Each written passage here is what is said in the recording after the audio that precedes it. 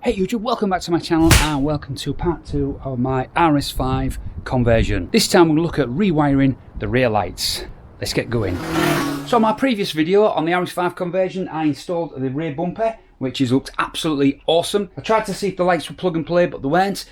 So what I need to do is I need to get these lights off and on a bench, and we need to pin out the actual wiring to see which wires control which lights, and then we can see if we can rewire these to go with the new facelift lights. So I've got the facelift lights already here on the table, so what I need to do is to get these ones out of the car, and then we can check it out and see which wire lights up which part of the light. But before I do that, what I'm going to do is I'm going to set up a camera and I'm going to go in the car and I'm going to operate all of the rear lights, and then I just need to see which bits light up, because these lights have got quite a lot of different areas on them, so I just want to know which bits light up when I do the different things in the car. So we'll go through that as well. Right, so I am sat in the car, so what I'm going to do is I'm going to just turn on the ignition, and now what we'll do is we'll turn on the side lights. Try the brake lights, indicator left, indicator right,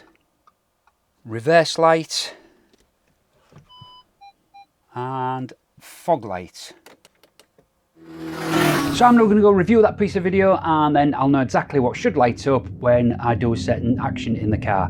I'll be back in a minute. A few moments later. So now we know that, let's get that light out, and then we should be able to pin it out and find out which pins light up which part of that light. I'm going to show you how I'm going to do that on this table here in a very simple method. So now I've got the light on the bench. What I've done, I've loosened the plug out of the clip that is on the actual casing here, and just pull the wires out of this holding clip here, so we've got it nice and loose. Now I'm going to show you what I'm going to use so we can actually tap out the connectors on here, and let's see what lights up what. This is my solution. I think this is a PP3 battery, but it's a little 9-volt sort of oblong shaped battery. So what I've done is I've purchased the connector on top of the battery with a couple of wires already connected to it. So now when I put that on the top of there, I can now use this to give me plus and minus 9 volts. Now, yes, these are 12 volt lights, but with them being LEDs, and bulbs anyway, they should light up with 9 volts, and I'm not in a position to blow anything up by using a battery with a lot of current. Very little current on a little battery like this, but the voltage should be enough to light it up. So first step is to identify the earth on here. Now, that's usually a black or a brown wire. We've got this black, there's a black wire here, and it doubles up and goes off in two places. One black wire goes to this, which is the indicator bulb, and the other black wire goes inside to the rest of the lights. So I'm pretty much sure that this black wire here is going to be the earth that I need. And that on this plug is pin 6. So pin 6 is going to be my earth. This has 7 pins inside with all these different colours on it. So what I'm going to do is, on a piece of paper, I'm going to write down 1 to 7, and as we go through, we'll discover what each of these pins actually controls within the light unit by using my battery.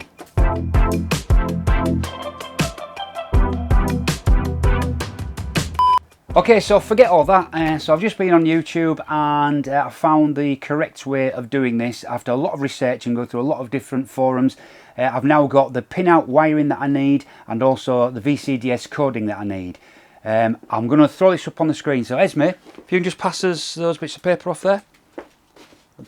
So what I've got here, oh, by the way, everybody, this is Esme, my granddaughter, and who's that? This is my teddy Wolfie. Ah, it's brought Wolfie on. She's going to be helping us with this today, so she might keep popping in on video.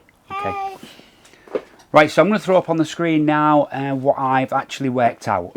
Okay, so what you see here on the left-hand side of the screen is the pre-facelift LED taillights. So these are the ones that are already on the car, and I've got all the pinouts that are there. And when I tested them with the battery, this is the part of the light that lit up. And if you look on the right hand side, you see the facelift LED tail lights. These are the new ones I'm going to fit, and I also did the pinouts on those, and this is what they lit up. So if you look at the bottom of the screen, you can see the inner lights wiring, and this is a bit that worried me, is that you have the reverse light is part of the pre-facelift, but the reverse light, if you look on the right now, lives in the main unit on the facelift ones. Also, the indicator has now appeared on the facelift inner light part where it wasn't on the other ones. So really, with the way that these work on the Audi is it uses a control unit to actually tell a channel what that light is going to be. So all of this will be fixed in the VCDS coding, which we're going to do later.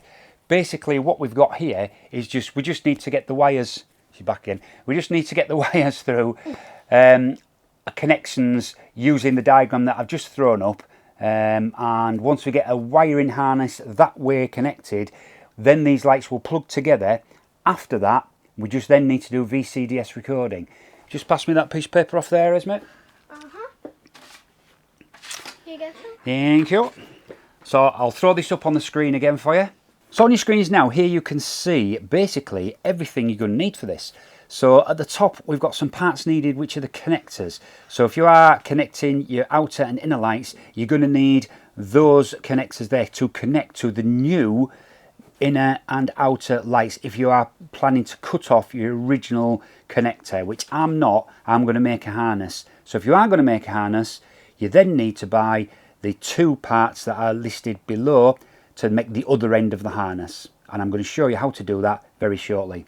So if you look down the bottom part of this table, you can now see the coding that is required. I've got the old values. Now the numbers in brackets are what are actually on my car, the value that's there at the moment. All of the rest of the numbers that haven't got brackets next to them do actually match, and next to that is the new value for that channel we are going to be giving it. But it tells you on the right hand side there what that channel is actually going to control. So I'm now going to show you how to wire these up with the help of Esme. But Esme has got something to tell you guys. Fun to Drive has a new match coming, so stay tuned. So when it's ready, you can buy it. Peace.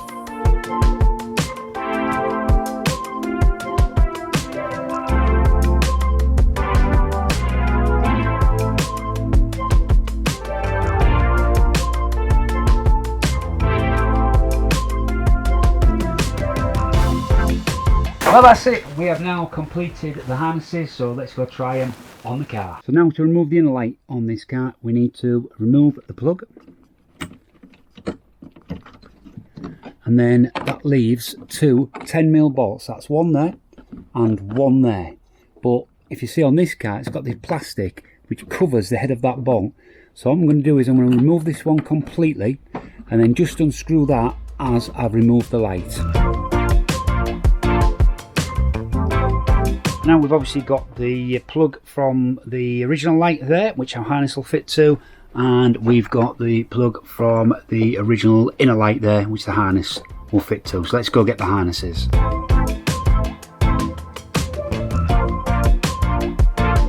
So now let's take the rear lights on the left hand side and let's put these new facelift lights in place, all plugged in, ready for coding.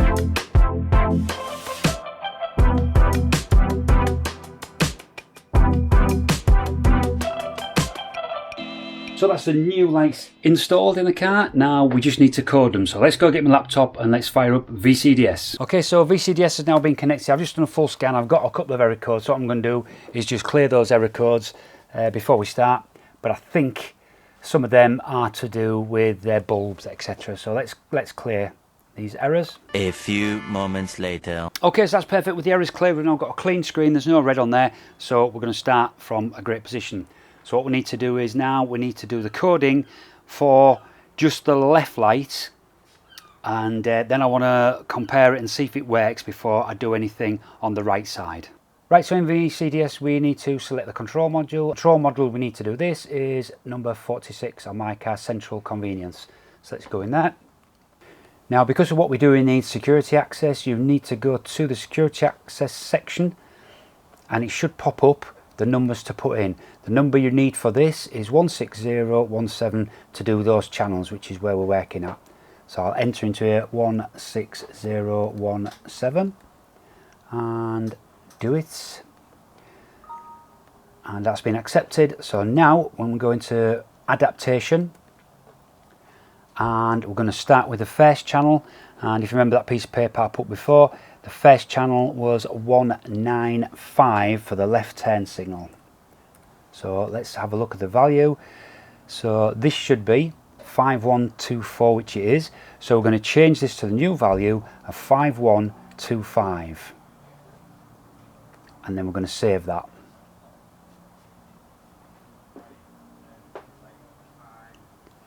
And now we're going to go to channel 197, which should be the left brake.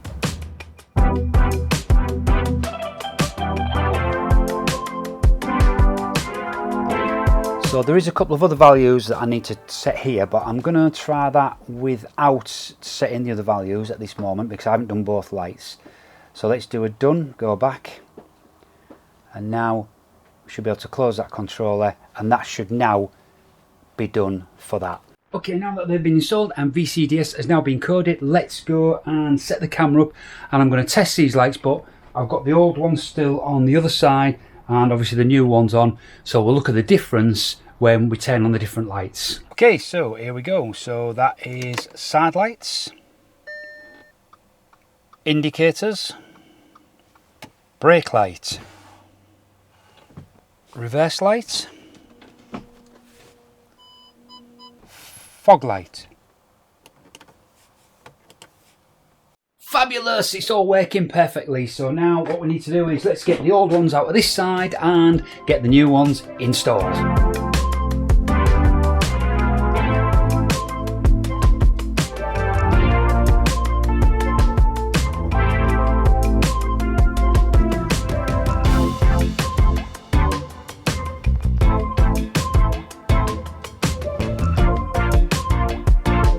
All tail lights now fitted, coding done, let's test them.